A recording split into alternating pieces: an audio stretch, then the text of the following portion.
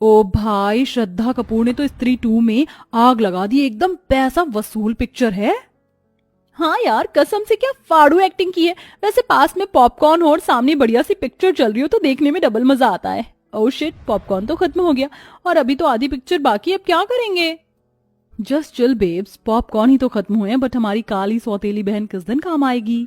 तभी पुराना सा सलवार कमीज पहने सिंपल सी चोटी में कमरे में किंजल आकर पूछती है, मोना रीटा, तुम दोनों बता दो डिनर में क्या खाओगे। देखो मोना, हमारी प्यारी काली बहन की उम्र कितनी लंबी है, नाम लेते ही हाजिर हो गई। किंजल, जाओ और जाके हमारे लिए पॉपकॉर्न ले आओ। पर रीटा, एक तो पहले ही डिनर के लिए इतनी देर हो चुकी है, रात के 11 बज रहे हैं। अगर इस टाइम तुम दोनों पॉपकॉर्न खाओगी तो फिर रात का डिनर किस टाइम में करोगी। ये सुनते ही दोनों गोरी सौतेली बहनें गुस्से में लाल पीली हो जाती हैं। अबे ओ फटे दूध की फफूंदी सी शक्ल वाली बहन जी, तेरा काम सिर्फ हमारा ऑर्डर मानना है, ऑर्डर देना नहीं, समझी। अब जा जल्दी और पॉपकॉर्न ला। और रही बात डिनर करने की, तो वो हम अपने टाइम पर ही करेंगे, रात के 1 बजे। अब दफा हो यहाँ से, काली गुलाब जामुन। नम आंखें लिए बेचारी काली किंजल किचन में जाके पॉपकॉर्न बनाती है। किंजल की माँ गंभीर लंबी बीमारी से सालों पहले गुजर चुकी थी, इसलिए पिता देव प्रेरणा से दूसरी शादी करके ले आई, जिनसे मोना और रीटा हुई। दोनों दूध के जैसे गोरी चिट्टे रंग वाली थी, इसीलिए घमंडी मिजाज की थी। वहीं किंजल काली और बदसूरत थी, लेकिन उसका दिल हीरे की तरह था। मगर हर दिन ही उसे अपनी सौतेली माँ और बहनों के ताने सुनने पड़ते थे। मोना रीटा, ये लो तुम्हारे पॉपकॉर्न, अब बता दो डिनर में क्या खाओगी। ऐसे करो, आज हमारे लिए कैप्सिकम की सब्जी, जीरा राइस, शाही पनीर, कढ़ाई पनीर बनाना। ये तो रहा मेरा। मैं डिनर में वेज पुलाव खाऊंगी चिली चटनी के साथ। हमारी ये पिक्चर खत्म होने से पहले हमारा डिनर हमें परोसा हुआ मिल जाना चाहिए, शार्प 1 बजे। ठीक है, मिल जाएगा। किंजल जल्दी से रसोई में आकर डिनर बनाना शुरू करती है, तो वहीं दोनों सौतेली गोरी बहनें मस्ती मार कर पिक्चर देख रही थीं। ऐसा करती हूँ, कढ़ाई पनीर और शाही पनीर बनाने के लिए एक ही साथ पनीर फ्राई कर लेती हूँ और बाकी सब्जियों का काटा पीटी भी कर लेती हूँ, इससे थोड़ा टाइम बचेगा। देखते देखते सब्जी बनाने में रात के 12 बज जाते हैं, तो डरे लफ्जों में किंजल बोलती है, मेरे पास केवल 1 घंटा रह गया। अगर 1 घंटे में मैंने दोनों को डिनर नहीं करवाया तो वो कल की तरह ही करेंगी। नहीं नहीं, जल्दी कर किंजल। देखते देखते घड़ी की सुई 1 पर आ जाती है, लेकिन दोनों सौतेली बहनों को डिनर परोसने में किंजल को 2 मिनट लेट हो जाता है, तो दोनों अकड़ जाती हैं। तुमने हम दोनों को 2 मिनट लेट डिनर दिया है, इसकी पनिशमेंट मिलेगी। लो खाओ खाओ, बहन के हाथ से खाने से प्यार बढ़ता है। नहीं नहीं मोना, मुझे क्षमा कर दो, कल से बिल्कुल देर नहीं होगी, मैं तुम दोनों को टाइम से डिनर करवाऊंगी। बोलते बोलते किंजल की आंखों से डर के मारे आंसू छलक पड़ते हैं। मैंने कहा खाओ।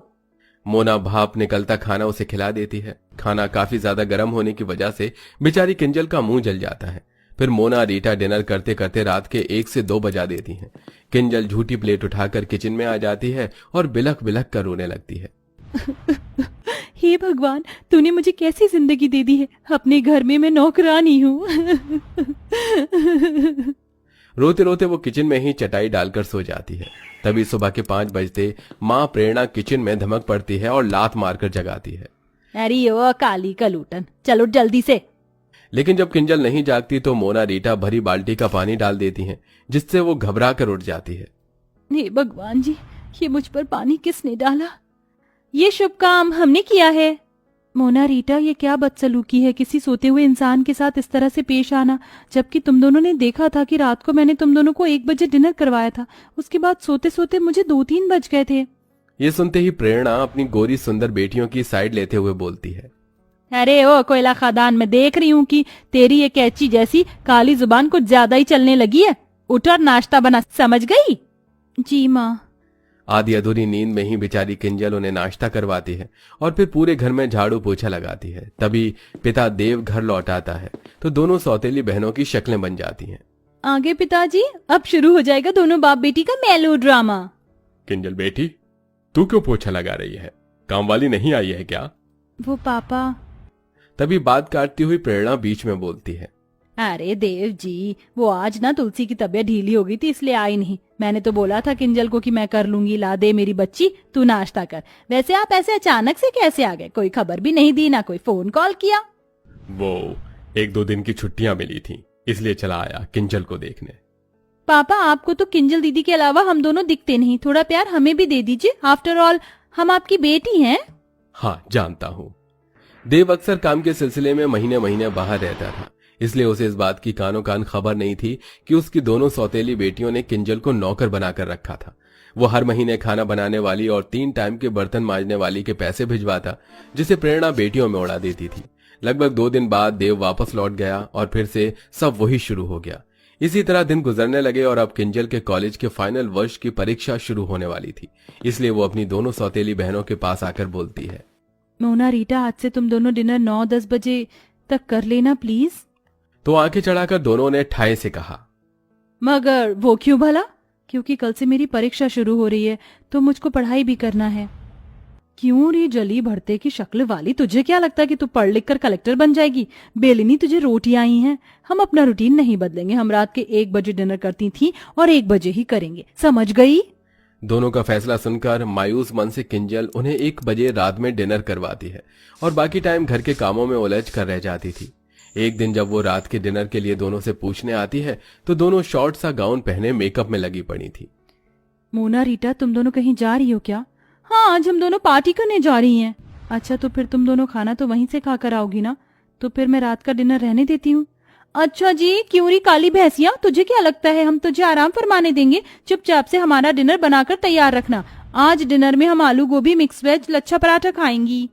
जानबूझकर दोनों लंबी चौड़ी लिस्ट देती हैं। तभी वो मायूसी से बोलती है, इतना खाना बहुत ज्यादा नहीं हो जाएगा डिनर के हिसाब से? कुछ ज्यादा नहीं होगा तो बना देना बस। दोनों ऑर्डर झाड़ कर चली जाती हैं। किंजल सारा डिनर तैयार कर देती है, लेकिन दोनों बहनें पार्टी में से फुल पेट खा पी कर आती हैं, जिस वजह से रात का डिनर नहीं खाती। इसलिए अगले दिन खाना बच जाता है तो प्रेरणा किंजल पर आग बबूला हो जाती है। किंजल, अरे ओ किंजल, अरे ओ काली भैंसिया कहाँ है? किंजल डरते हुए प्रेरणा के आगे हाजिर होती है। जी माँ, बुलाया आपने? क्यों री, ये सब क्या है? रात को क्या पूरे मोहल्ले को दावत करवानी थी? कितना खाना बनाया था जो सारा बच गया। ये भरे पतीले के पुलाव, पता है ये चावल कितने महंगे आते हैं? और तू मजे से बना बना कर फेंक रही है।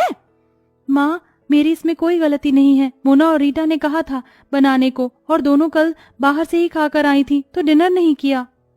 ये सुनकर दोनों सौतेली बहन शातिर तरीके से सारी बात उस बेचारी पर ही थोप देती हैं। ओ, कितनी झूठी और मक्कार है ये। माँ कसम से हमने तो बोला भी नहीं था डिनर बनाने को, अपने मन से बनाया। ये सुनकर प्रेरणा किंजल को बहुत पीटती है। माँ, मत मारो ना माँ। बहुत चर्बी बढ़ गई है तुझको शाही पकवान खाकर। आज से तेरा खाना बंद, अब केवल तुझको सूखी रोटी मिलेगी बस। इस तरह गलती न होने के बाद भी अब किंजल सारा दिन किसी कोल्हू के बैल की तरह काम करती और दोनों सौतेली बहनों को उनके मन मुताबिक रात के 1 बजे डिनर करवाती, जिससे उसका शरीर बहुत ही कमजोर पड़ जाता है। अरे ओ बहन जी, ये कैसी काली दाल बनाई है तूने, अपनी सूरत के जैसी। अब कौन खाएगा इसको? सब्जी भी एकदम बीमारों वाली बनाई है। रुक जा तू। गुस्से में मोना उसके बाल पकड़ लेती है, जिससे वो चक्कर खाकर बेहोश हो जाती है। उसी टाइम आधी रात को पिता देव घर लौट आता है और बेटी की बिगड़ी हालत देखकर आपा खो देता है। किंजल बिटिया उठना, आखिर तुम दोनों ने क्या किया है इसके साथ? देव डॉक्टर को बुलाता है। जहां एक तरफ डॉक्टर उसकी जांच पड़ताल करते हैं तो वहीं दोनों सौतेली बहनों की आंत सूखी जा रही थी। देखिए, इनके शरीर में बहुत सारे पोषक तत्वों की कमी है। इन्होंने काफी दिन से सही ढंग से खाया पिया नहीं है और इन्हें नींद की भी शिकायत है। इनको भरपूर नींद और अच्छे खान पान की जरूरत है। तभी किंजल को होश आ जाता है। दोनों बहनों को पसीने छूटने लगते हैं। अब तो ये पिताजी के आगे सब बोल देगी, हमारी वाट लगा देगी कि हम इससे रात के 1 बजे डिनर बनवाते हैं। लेकिन किंजल कुछ भी नहीं बोलती, जिससे दोनों घमंडी बहनों का स्वभाव बदल जाता है और वो रोते हुए कहती हैं, आई एम सॉरी किंजल, हम दोनों को माफ कर दो। हमने तुम्हें आधी आधी रात को डिनर बनवाने के लिए मजबूर किया। किंजल दोनों को माफ कर देती है और अंत में दोनों बहनें उसका अच्छे से ख्याल रखती हैं। साथ ही उनकी बुरी लत जो रात के 1 बजे डिनर करने की थी वो भी खत्म हो जाती है। तो देखा दर्शकों आपने, अच्छे स्वभाव से हम किसी का भी दिल जीत सकते हैं, जैसा कि हमारी स्टोरी की काली बहन ने अपने अच्छे स्वभाव से अपनी दोनों खूबसूरत घमंडी बहनों का दिल जीत लिया। तो दोस्तों, आपके हिसाब से रात का डिनर करने का सही टाइम क्या होना चाहिए? कमेंट बॉक्स में जरूर बताइएगा। साथ ही आपको हमारी ये कहानी कैसी लगी हमें ये भी बताइए।